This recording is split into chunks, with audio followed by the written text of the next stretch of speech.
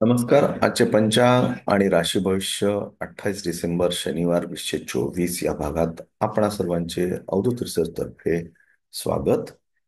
आज ज्यांचा वाढदिवस आहे त्यांना वाढदिवसाच्या हार्दिक शुभेच्छा. तसेच आज ज्यांचा लग्नाचा वाढदिवस आहे त्यांना लग्नाच्या वाढदिवसाच्या मनपूर्वक शुभेच्छा. तुमची जोडी शिवपार्वतीच्या कृपेने सदैव सलामत राहो.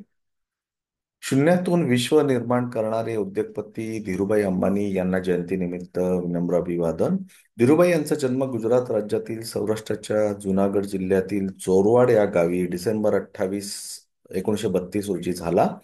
त्यांचे वडील हिराचंद गोवर्धनदास अंबानी हे प्राथमिक शाळेत शिक्षक होते, तर आई जमनाबेन या गृहिणी होत्या. धीरूभाई हे आपल्या 5 भावंडातले मधले अपत्य. धीरूभाई शिक्षणात सर्वसामान्य विद्यार्थी होते. त्यांचे इंग्रजी ज्ञान चांगले तर गणित कच्चे होते. इसवी सन 1949 साली आपले 10वी पर्यंतचे शिक्षण पूर्ण करून धीरूभाई नोकरीच्या शोधात एडन येथे गेले. तेथे बर्माशेल कंपनीची उपकंपनी म्हणून काम करणाऱ्या ए बेस नावाच्या कंपनीत धीरूभाई मासिक 300 रुपये पगारावर पेट्रोल पंपावर नोकरी करू लागले. ही कंपनी लहान मोठ्या अनेक उद्योगांमध्ये कार्यरत होती. आंतरराष्ट्रीय कंपनीचा भाग असल्याने तेथे अनेक देशांचे व्यापारी येत असत. तेथेच धीरूभाई यांनी स्वतःची रिफायनरी स्थापन करावी असे स्वप्न पाहण्यास सुरुवात केली. धीरूभाई त्यांचे वडील बंधू रमणिकलाल यांच्यासह एडनमध्ये राहत. गुजराती लोकांची आवड निवड या दोघा भावांना माहिती असल्याने त्यांनी गुजराती खाद्यपदार्थ भारतातून मागवून ते पदार्थ एडनला विकण्यास सुरू केले. थोड्या दिवसात अंबानी बंधू लोकप्रिय होऊ लागले. यामुळे ओळखी तर वाढत गेल्या, पण व्यापारी धीरूभाईंना प्रत्येकाकडून काहीतरी माहिती मिळत गेली. त्यामुळे त्यांनी धंद्याचे गणित मांडता येऊ लागले. आपल्या हुशारी, मेहनत, चिकाटी या गुणाच्या जोरावर धीरूभाई मध्ये कारकून ते सेल्स मॅनेजर या पायऱ्या ओलांडून गेले. आपल्या कामापुरते अरबी भाषेवर प्रभुत्वही धीरूभाईंनी मिळविले होतेच. अनेक मित्रही जोडले. या मित्र परिवारात भारतीय आणि परदेशी असे सगळेच होते. त्यातील सुशीलभाई कोठारी, नटूभाई संघवी आणि हरकिसन पारेख हे पुढे रिलायन्सचे मुख्य मार्गदर्शक आधारस्तंभच बनले. इसवी सन 1951 साली धीरूभाई यांचे वडील यांचे निधन झाले. जमनाबेन यांच्या पुढाकाराने धीरूभाईचा विवाह जामनगरच्या कोकिलाबेन पटेल यांच्याशी मार्च इसवी सन 1954 मध्ये झाला. यानंतर धीरूभाई आणि कोकिलाबेन यांनी एडनला संसार थाटला. लग्नानंतर 3 वर्षांनी मुकेश यांचा जन्म झाला, मुकेशभाई. धीरूभाईंना आधीपासूनच दुसऱ्याची नोकरी करण्यापेक्षा स्वतःचा व्यवसाय असावा असे वाटत होते. आपला स्वतंत्र व्यवसाय भारतातच उभा करावा हे धीरूभाईंनी पक्के केले. शेवटी 31 डिसेंबर इसवी सन 1958 ला धीरूभाईंनी एडन कायमचे सोडून दिले आणि ते आपल्या कुटुंबासह भारतात परतले. 1959 साली धीरूभाई यांनी 15,000 रुपयाची गुंतवणूक करून मशीद बंदर मुंबई येथे त्र्यंबकलाल चंदरजी दामाणे यांच्यासह 65-35% अशी भागीदारी करून रिलायन्स कमर्शियल कॉर्पोरेशनची स्थापना केली आणि ते मसाले आणि रेयॉन कपड्याचा व्यवसाय सुरू करू लागले. मामा त्र्यंबकबाई हे स्लीपिंग पार्टनर होते. खरे काम भारतात धीरूभाई आणि एडनमध्ये ज्येष्ठ बंधू कारभार सांभाळू लागले. मुंबईला आल्यावर धीरूभाई सर्व कुटुंबियांसह या अशा बुलेश्वर इथे एका चाळीत राहू लागले. या चाळीत सुमारे 500 कुटुंबे राहत होती.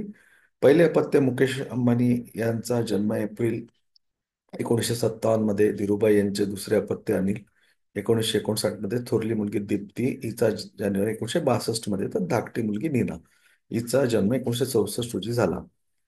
मोठा भाऊ आणि रमणिकभाई यांनी 1961 पर्यंत एडनचा धंदा आणि स्वतःची नोकरी दोन्ही सांभाळले. मग मात्र धीरूभाईचा वाढता व्याप बघता तेही भारतात परतले आणि धीरूभाईसह तेही बिझनेसमध्ये रमले. शिवाय लहान भाऊ नटूभाई यांचे शिक्षण पूर्ण झाल्यावर तेही कामास मदत करू लागले. 1966 साली धीरूभाई अंबानी यांनी अहमदाबाद जवळच्या नरोडा येथे अत्याधुनिक टेक्सटाईल मिलची सुरुवात केली.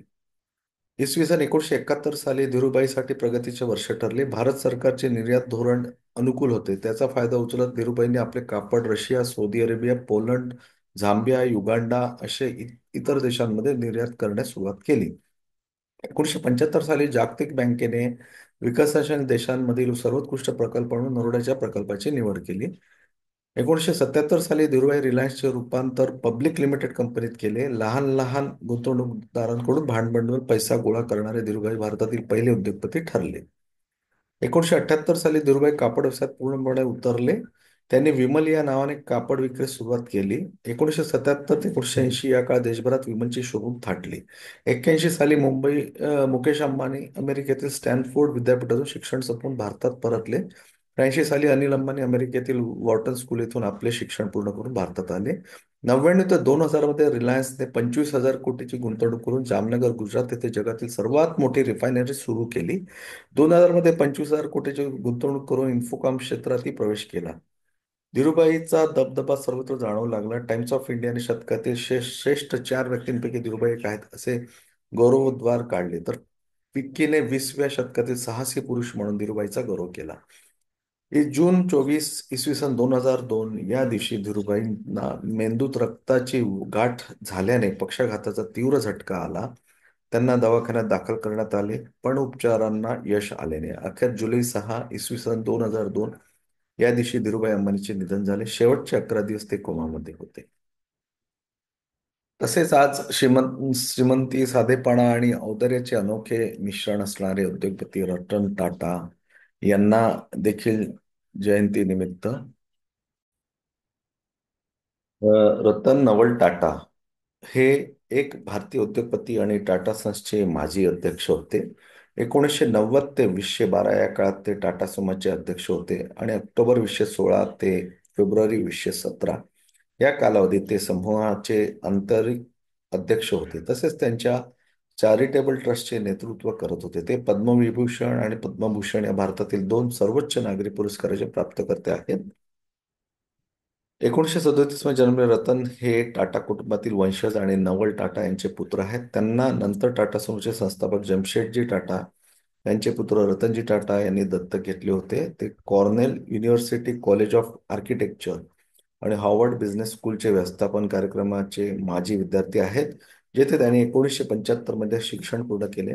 1961 मध्ये ते त्यांच्या कंपनीत रुजू झाले. तेव्हा ते टाटा स्टीलच्या शॉप फ्लोअरवर काम करायचे आणि 1991 मध्ये जे.आर.डी. टाटा यांच्या निवृत्तीनंतर ते त्यांचे उत्तराधिकारी होते. त्यांनी टाटा टी म्हणून मिळवून टेटली विकत घेतली, टाटा मोटर्स घेऊन जगुआर लँड रोव्हर विकत घेतली आणि टाटा स्टील घेऊन कोरस कंपनीचे अधिग्रहण केले.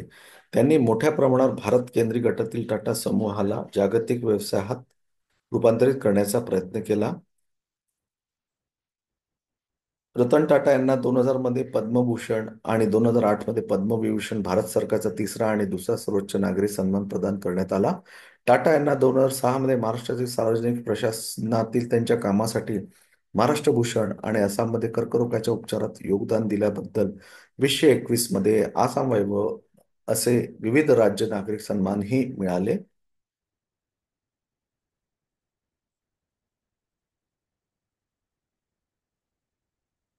आजच्या आरोग्य टिप्स. चिया सीड्सचे फायदे: पचनास मदत करते आणि बद्धकोष्ठता दूर करते, हाडे मजबूत करते, वृद्धत्वाची चिन्हे कमी करते, मेंदूचे आरोग्य सुधारते, शरीराची रोगप्रतिकारक शक्ती सुधारते. पंचांग. पंचांग म्हणजे काय? वार, तिथी, नक्षत्र, योग व करण, तर सूर्योदय, सूर्यास्त, चंद्रोदय, चंद्रास्त तसेच इतर गोष्टींबाबत माहिती पंचांगात दिलेली असते. चला तर आता आपण दिनांक 28 डिसेंबर 2024 दिन शनिवार शक संवत 1946 क्रोधी नाम काय दर्शवते ते बघूया. शनिदेवाच्या कृपेने आपला आजचा दिवस चांगला जाव. सूर्योदय सकाळी 7:10 सूर्यास्त संध्याकाळी 6:10, चंद्रोदय सकाळी 5:39 29 डिसेंबरला, तर चंद्रास्त 3:50 दुपारी. मास मार्गशीर्ष, पक्ष कृष्ण, तिथी त्रयोदशी 29 डिसेंबर पर्यंत सकाळी 3:32 पर्यंत, नक्षत्र अनुराधा रात्री 10:13 पर्यंत, त्यानंतर ज्येष्ठा नक्षत्र सुरू होईल. योग शूल रात्री 10:24 पर्यंत, त्यानंतर गंड योग सुरू होईल. करण गर जे दुपारी 3:04 पर्यंत आहे, त्यानंतर वाणिज करण सुरू होईल जे डिसेंबर 19 पर्यंत सकाळी 3:32 पर्यंत आहे. चंद्राशी वृश्चिक, सूर्याशी धनु, सूर्य नक्षत्र मूळ. शुभ समय ब्रह्ममुहूर्त हा सकाळी 5:26 ते 6:18, विजय मुहूर्त दुपारी 2:30 ते 3:14, गोधीली मुहूर्त संध्याकाळी 6:08 ते 6:34. राहू काळ अशुभ समय सकाळी 9:55 ते 11:18, गुलिक काळ सकाळी 7:10 ते 8:33, यमगंड दुपारी 2:03 ते 3:25 पर्यंत. ऋतू शिशिर आहे, उत्तरायण. दिशाशूल पूर्व, पूर्व दिशेला जाणे टाळावे अन्यथा कार्यात अडथळे येण्याची शक्यता. चला तर आता आपण 28 डिसेंबर 2024 चे राशी भविष्य काय दर्शवते ते बघूया. सर्वप्रथम आपण सुरुवात करूया मेष राशीपासून.